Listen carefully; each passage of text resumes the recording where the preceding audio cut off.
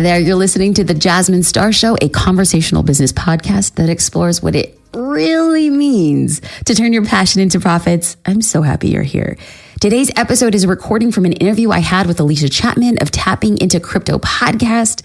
Now, I get it. Crypto isn't for everybody, and I know that the market is in a really weird, gnarly place, but I have made the commitment to still explore different ways for business owners, not just to grow, but to implement and learn more about what the future holds for business owners. It's never a pitch, it's never financial advice, but here in this conversation, I thought it was so interesting because we discussed whether NFTs are the right tool for coaches and creators. Like, yes or no, straight out, why or why not?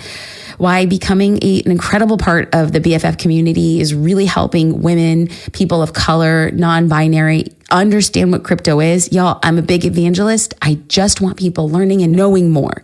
I often have discovered in my path to business creation is that the reason why, people of color and minorities and women are behind the curve is because education is not available. And so all I want to do is let me just put content and education out and let me see if I can do it on my own, like here on the podcast. And let me see if I can get with other organizations like BFF who are creating content for free. There's no expectation. I just firmly believe that the more you know, the more your eyes will be open for opportunities. And I'm going to talk about what my current strategy is when it comes to investing or not investing and what I wish I knew before I started getting into the crypto space. And we talked about a lot more. So ready to dive in? Boom, let's go. I could not be more excited. Thank you. So exciting, especially the topics that we're going to be covering today and your own personal experience with it. Now, for those that may have not found you yet, can you let us know a little bit about you and your background to date? Absolutely. I am the very proud CEO of Social Curator. My husband and I co-founded this company 5 years ago. And what we do is we empower small business owners to market their business and get sales. So we provide a SaaS opportunity. This is going to be a platform for business owners to figure out, how do I find my voice? How do I know what to say? How do I get the resources to market my business? And it is in this journey that I started discovering and just being made aware of what Web3 looks like. Now, when Web2 really hit the scene, I was a lot younger. I was not in the financial situation. I didn't even have a business at the time. I actually didn't get those early conversations. I was completely out of those types of conversations. And so all of a sudden I started realizing that somewhere in between Web 2 and Web 3, I started harnessing the power of what it meant to be a creator on Web 2 and start a business on Web 2 and then become a creative on Web 2. So creator is different than a creative as well it is as a business owner. And so all of a sudden these three kind of paths are intersecting at this really great opportunity for Web3. Now, I want to start the conversation by letting everybody know that I am much more of a student than I am a teacher or an expert. I am learning every single day. I am consuming new information like it's coming from a fire hydrant on a New York City hot day. I just want to consume. So this conversation means a lot to me because I love ideating and I think that we're in the driver's seat of creating the future. We are going to be creating those educational resources. So thank you for the opportunity of sharing this platform with amazing listeners. Oh, and it is so exciting and such a cool time to be in because it is changing so much as well. You do have to keep learning, regardless of how much even the most expert person that's actually creating is still learning because everything is new. And then you put it out to the masses and they use it in a different way than perhaps we ever anticipated. So it's something that I think you could never actually be on top of right now, Absolutely. which, is fun. And so for those that are listening, gosh, Web3, Web2, what are we even talking about? There are lots of episodes on that if you jump back. But I think the easiest way that I've ever heard it explained is that Web2 is, what we're used to. And the internet started off as read only. It was those pages that if you were around back then, you maybe learnt HTML or CSS and started to code and made something that you could only read and not interact with. Then Web 2 kind of moved to that place where you can interact. So what we know now, like Facebook and Twitter, where you can actually engage and comment on the page, but somebody else owns that information. And then Web 3, where we're heading to, is the exciting place where you can read and you can write, but you can actually own all of your information as well, which is just this whole new space to play in. And I'm so excited to break it down, especially from a creative's perspective. what this means for us moving forward. So there's so much that we can cover today. Now, Jasmine, before we jump in any further, the question that we ask everybody to the podcast is, what was your very first crypto purchase and when was it? And do you still have it now? Yes, I will start backwards with the questions. Yes, I still have it now. My very first purchase, I thought it was going to happen on May 5th, 2021, but Gary Vaynerchuk's debut of VFriends, which was originally supposed to happen May 5th, 2021, because number 5 is his favorite number. The tech wasn't ready, so he decided to push it out. So he pushed it out about a month. So actually today I don't know, do we mention the time of this recording? Can you mention it? Yeah, of course. The date is June 2nd. It's actually my 1-year anniversary of owning my very first NFT, which is a VFriend. So I jumped in and it was under Gary's tutelage and the content that he was creating.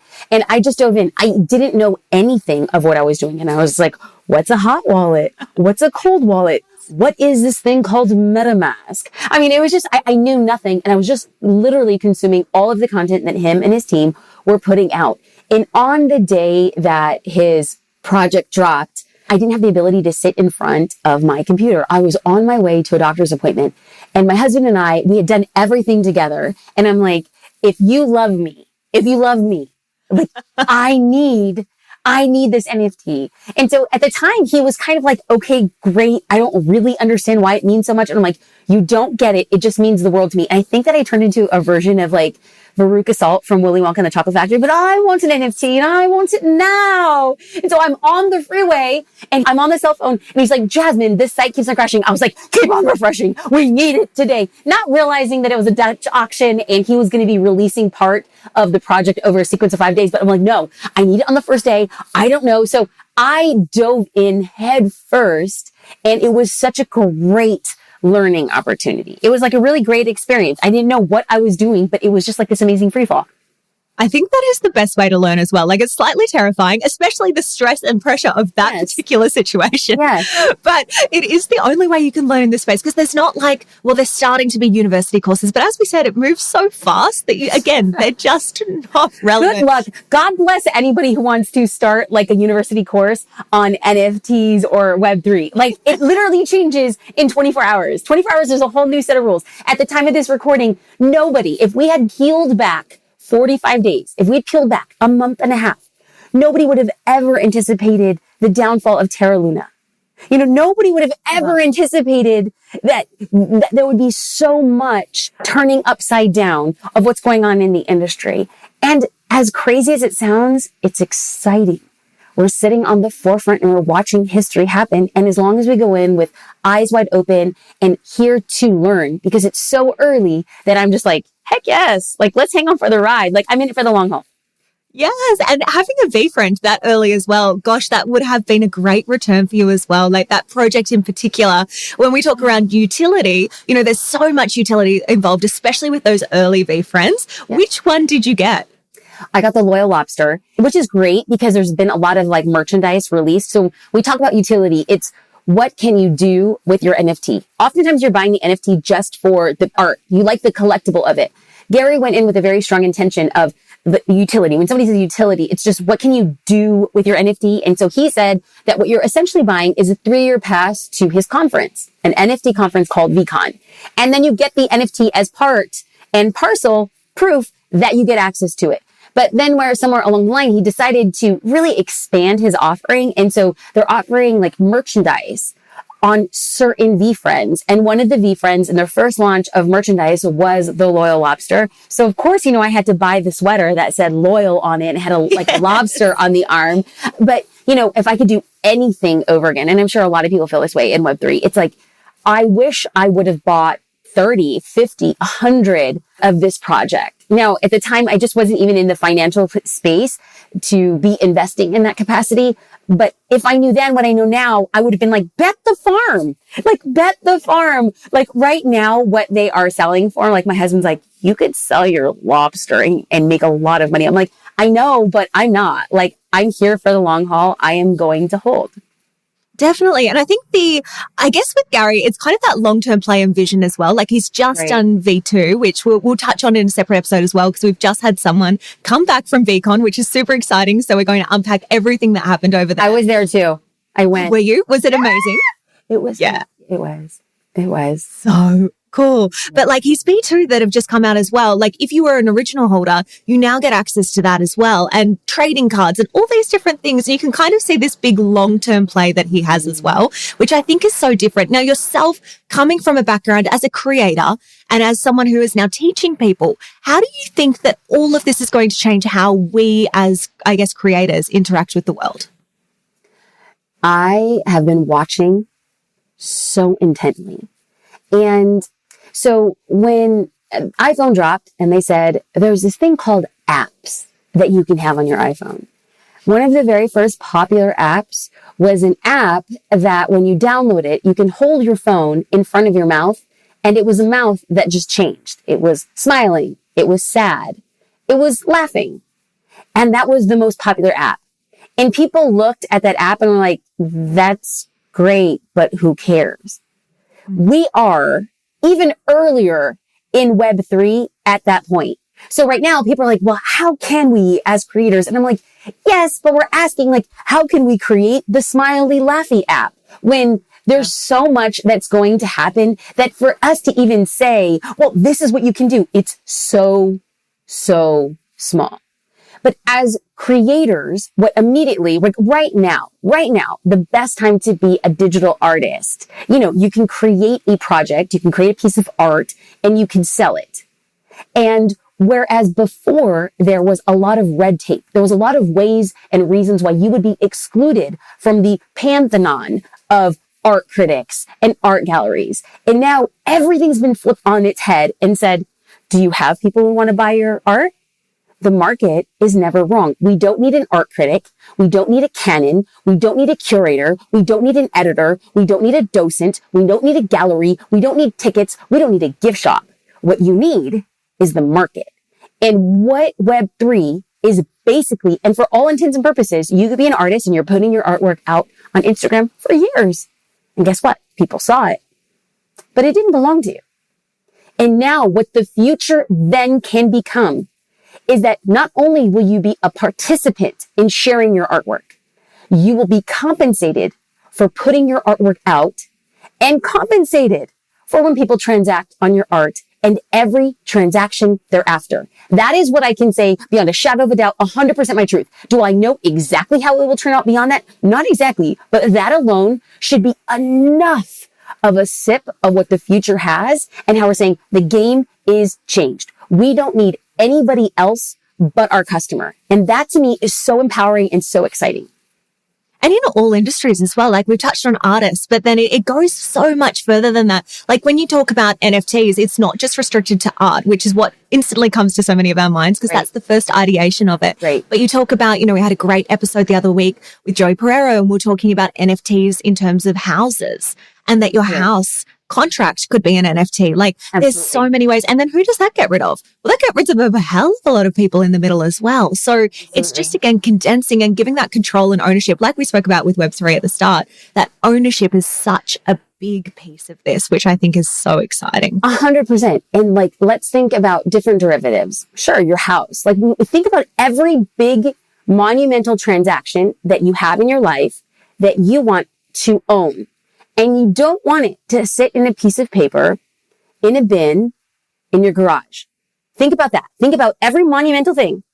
So what would it look like for us to have our medical records as NFTs? I would like that. I don't like that when I switch a doctor, I have to go through all of this red tape to get somebody to mail a file of paper to a different doctor. Yes. That is the most archaic thing. What would it look like? Because there is going to be an opportunity for us to have our college. I dropped out of law school, but I went to college. Why is not my diploma an NFT? Why would I not want to have that in my wallet the same way that people have it around their license plate? There are big things. I could absolutely positively see how it would change how we pursue every avenue of our life. 100%. I don't know exactly how, but I can see how it could. And coming back to that authenticity piece, like even coming back to designer bags, like I know so many of our listeners will be like, oh yes, I could understand this designer bag, to keep talking. So having a designer bag, like if you have an NFT that's associated with that, which we're seeing some of the fashion houses do now, that guarantees the authenticity of that bag. There's one NFT that's on blockchain that cannot be changed. It's immutable, that proves that that is the owner of the bag. You don't have to go to an authenticity place to get it verified. You just have your NFT that gets sold with the bag that says it's real. Like that alone, for me personally, that alone is game changing. I could see how fashion houses would be incentivized. So think about this. Think of an atelier, let's say Christian Dior, and they create their haute couture pieces. And nothing, in fact, changes about the mechanism of the dress that they're designing. The dress in and of itself is put out. And as an atelier, it is an art piece. Thousands, hundreds of hours are worked on this particular dress. And so as part and parcel of it, it is sold. And what if, I'm not saying they will, but it could. What if they sold the dress and a part of that was an NFT as proof that you are, in fact, owner of a Christian Dior atelier designer gown. And thereafter, if at some other point in time, the person who wears it, let's just say J-Lo happens to wear this haute couture design, and then she wants to donate it to the Smithsonian. Or let's say the J-Lo estate, once she passes, which I hope is not for a very, very long time. But after her estate decides to donate it to the Smithsonian. Well, there is no doubt beyond a shadow that Christian Dior was atelier because the NFT is associated with that dress. There's just a lot of authenticity just for no other reason. Well, then outside of an outward facing swag brag, like I have this dress, to actually this thing that matters to a lot of people now is proof that it is, in fact, what it says it is. It's so exciting. And we could talk about this for hours and hours. I know. It just goes on and on, which is so exciting. Now, going back to you and your journey, because you have only been in this space for 12 months since the first purchase, how did you start to learn about all things cryptocurrency? Because you know so much, and you've got this incredible series on your podcast, which I am excited to touch on as well. But how did you start to learn about this? My husband and I own our company, and one of our lead developers is really into the space. And we started talking about it. And I have to say, much like people who are very new to the space, it sounded a lot like womp womp, womp womp womp, womp womp womp. And I'm like, I don't understand this language that you're speaking. It makes no sense. And so as the daughter of an immigrant, I saw my father navigate the waters of learning English even many years after he had come to the United States. And so whenever I dive into something new, learning calculus, learning a different language, learning how to drive, is that quite honestly, the best way to do anything is to plop yourself in the middle of the country of the language you're trying to learn and find your way to the bathroom. That's just it. Find your way to some water, find your way to some food. And so I plopped myself buying my very first NFT. And it was just like maybe a month or two before that, trying just to figure out how do I actually do the transaction? How do I actually buy ETH? How do I set up a wallet? What does that look like? And then from there on, I just was like, I'm going to get comfortable being uncomfortable. I'm going to listen to podcasts where I don't understand anything that they're saying. I don't know what a blue chip is. I don't know what staking is. I don't know what an airdrop is. So I just was like, I'm just going to listen to people talk, not knowing what they were saying. And I understand that that is not how most people learn. It's not. It's just how I learn. I plopped myself in the middle. I kept on listening to the same things. And then I went to Google. What is a blue chip? What is an airdrop? What is an NFT? What's a DAO? And then I started having conversations with Daniel, one of the members of our team. And then I said, you know what, Daniel? I learn best when I share what I know. So how about we create a 5-part series on my podcast just to kind of get started and see the response that we get. And that was the start of public facing creating content. And that started just barely at the beginning of late February, 2022. So not very long at all.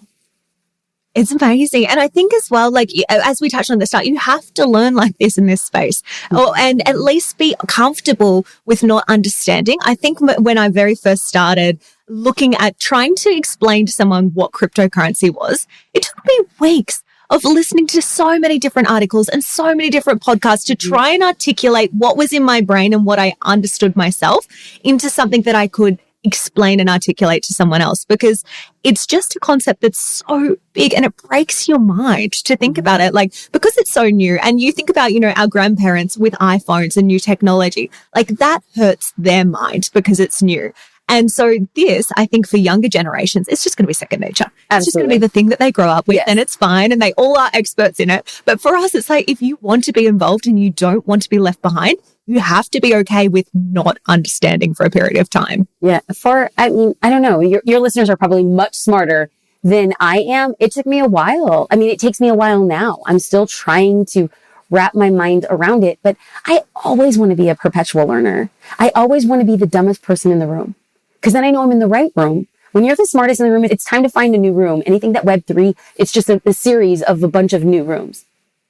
Yes. And touching on all things crypto and NFTs, what does your journey look like now after purchasing your first one? Where did you go to from there? I purchased my first one and then I just sat and I waited. Very similar to how I first started investing in stocks. And actually how I start any journey in my life. The first time I ever ventured to Europe, I have a twin sister, and she's the kind of person that would just go up and just start talking to people, even if she didn't know the language. She would just gesture and people just fell in love with her. And I was always the person who would just watch. I just want to watch. I want to take in the entire scene.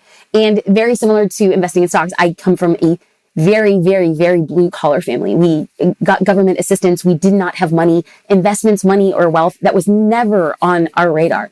When my husband and I started a series of businesses, we found ourselves in a situation where we actually had to learn, how do we invest and how do we diversify our income and how do we turn it into wealth? And so we started studying and watching the stock market and slowly dipping our toes into stocks and then finding what suited our portfolio the best. Similar to what's happening with NFTs, I have been very judicious with what I've been buying. I have never been a collector for collector's sake. I am just watching the projects. I'm watching the rise, the decline, the rise, decline. I'm watching it all.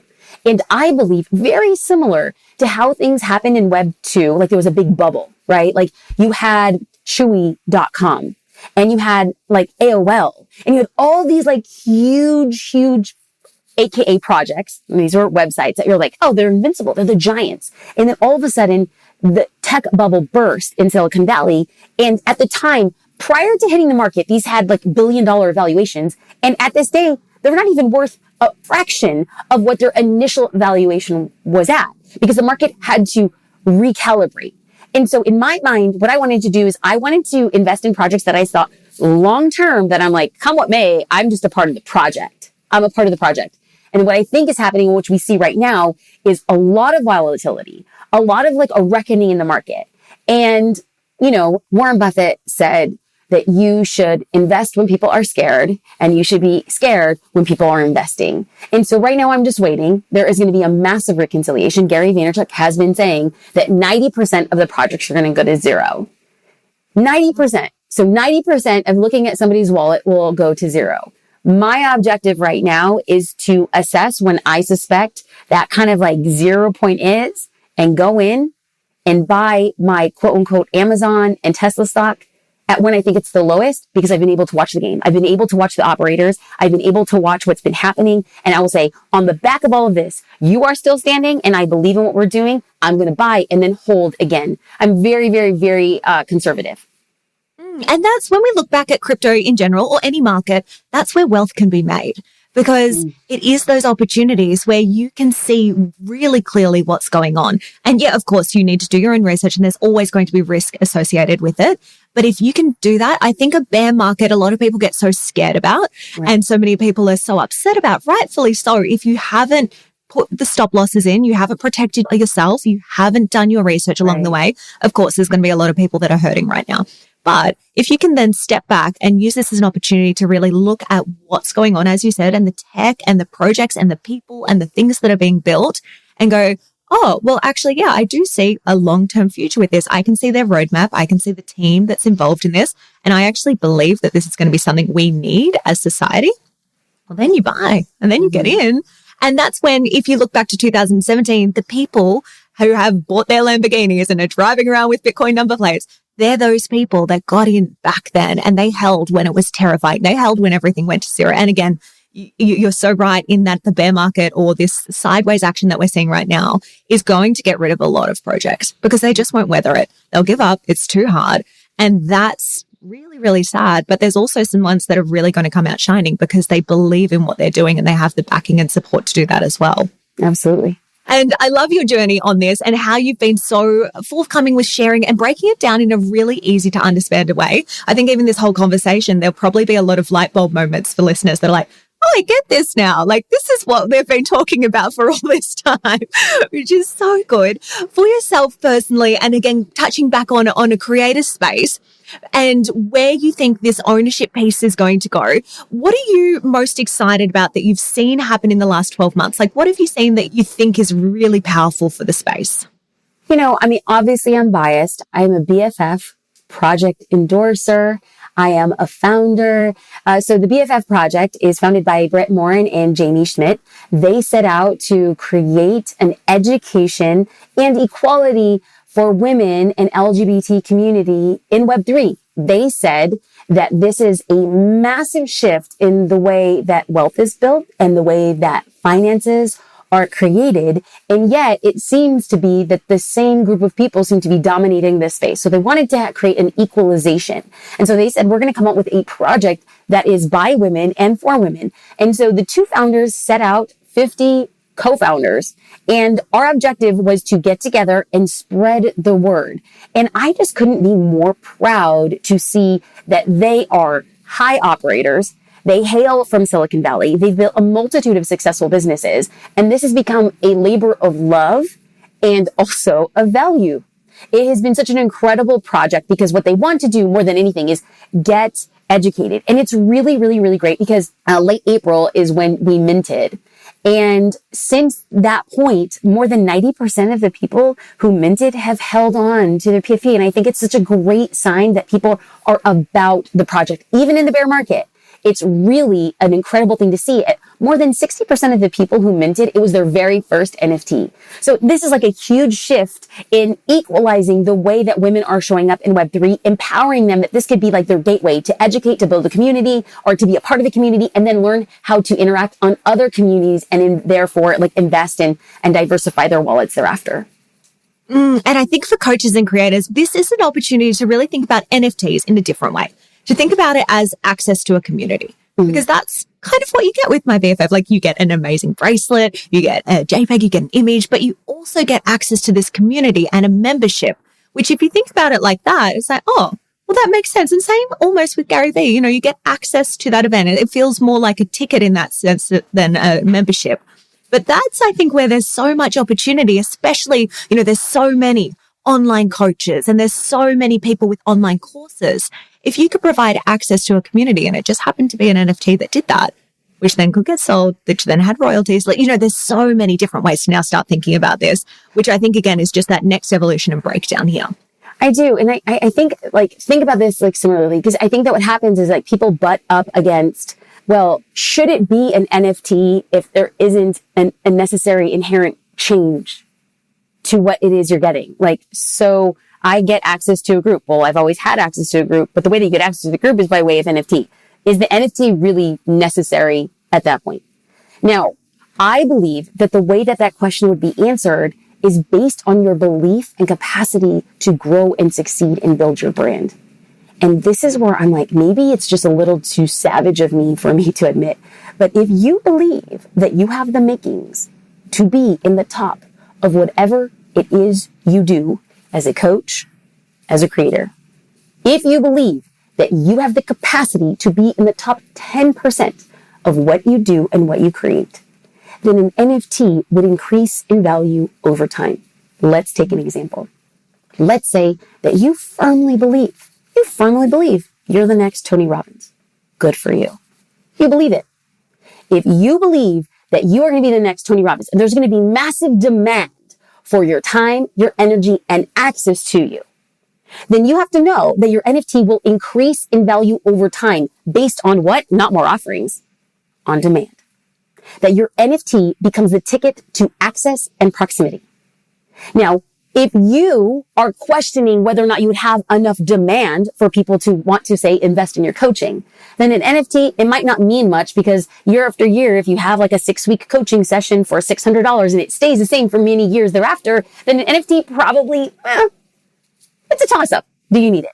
But if you think that you're starting in a career, you have a 6-week coaching session for $600, and that you think 2 years later, you think that 6-week coaching session could be $6,000, and you had people invest in that NFT originally for, let's just say, whatever the equivalent of ETH is, for $600, that the person who invested in you 2 years early has the ability to then sell access to your 6-week coaching program that is now worth $6,000. And guess what? The person who owns the NFT gets a cut, and you get a cut. Mm-hmm. That's the game change. That's a game change. Definitely. And I think it's like going from the increase in value is an incredible concept that you need to consider. Like if you're even thinking about this, like that is such an incredibly important question to ask yourself. I think the other is there still demand for your service? That same thing. Like VCon, great example. Everybody wants to go year after year after year. You could sell it now because someone wants to go next year. They're already so excited. They have no idea who's going to be there, no idea about the speakers. Same with the membership and MyBFF. People don't know what's going to happen next year, but they want to be part of it. So if you can create that demand and that hype, and people are going to want to still be part of your journey, yes, NFTs make sense. Of course they do. Which is so exciting. So Jasmine, looking back at your journey and everything that you've learned today, we touched on something at the start, but is there anything that you wish you knew or you could go back in time to tell yourself before you started, aside from buying multiple VFriends? I think it would have been okay for me to really ask for help and speak up when I didn't understand what was being said. And I grew up this way. It's a Jasmine thing. It's oftentimes I'm afraid of betraying how little I know about a subject. So it's better for me to keep my mouth shut and be presumed a fool than to open my mouth and confirm it. And that's how I grew up. And now what I'm trying to step into is to be a happy fool, is to be a learned fool, is to be a knowledgeable fool, is that we are all fools until we acquire the knowledge that we want. So for me to have the courage and to speak to anybody else, what I wish I knew 12 months ago was to ask and ask and ask. And if there was ever a community, Web3 is filled with people who want to help. We're so excited about the future that I have yet to meet a single person in a forum, on a subreddit, or in a Discord that someone's like, well, look at this idiot. It's been far the opposite. It's, hey, let me share what I know. And so if you're feeling nervous, if you're feeling confused, ask the question. There are so many people who want to help because we have all been there and we're all learning. Yes, it is. It's such a beautiful community. I think because people are so passionate about it as well. And as we keep saying, we're all still learning together. We're happy to have the conversations because we feel like we're probably learning from them anyway, or reinforcing that belief. Absolutely. Definitely. Oh, Jasmine, it's been incredible talking to you. Now we'll pop everything in the show notes, including the links to your podcast series, because it's always good. Sometimes it takes, listening to things 3, 4, 5 times from different people to really make it click. So if you haven't listened to them, guys, definitely go and check it out. There's amazing content and value in there as well. But for someone who wants to find you right now, where can they go? They can go to jasminestar.com or on all social platforms at jasminestar. And yes, I do respond to my Instagram direct messages. So if you have questions, drop me a line. I appreciate this opportunity to talk and connect. And I'm so excited to see how you are pushing Web3 forward. It's been an honor to be here. Oh, it's so good. And yeah, I can't wait, as we kind of touched on off mic, that this conversation is probably going to be something that we look back on in probably 6 months and go, wow, yeah, cool. It's changed so much in 6 months, which is just what happens in this space. But thank you so much for joining us today. It's been amazing. Thank you. Thank you. Thank you again to Alicia for having me on her podcast, Tapping Into Crypto. I loved this conversation and I hope you did too. If you are crypto curious and you want to learn more about taking your business into Web3 or learning more about it, we have a starter kit for free for you. Like I said, education is the key, y'all. jasminestar.com/NFT checklist. This is a workbook and has a corresponding podcast episodes with videos. Like, you will have a workbook so you can understand the basics of cryptocurrency and what blockchain is and how Bitcoin and Ethereum work. And, we cover it all. It would be a great basis for you to say, is this for me? Is it not for me? Or how do I just get a little bit more information? You can download it for free at jasminestar.com/NFT checklist. Bye, y'all.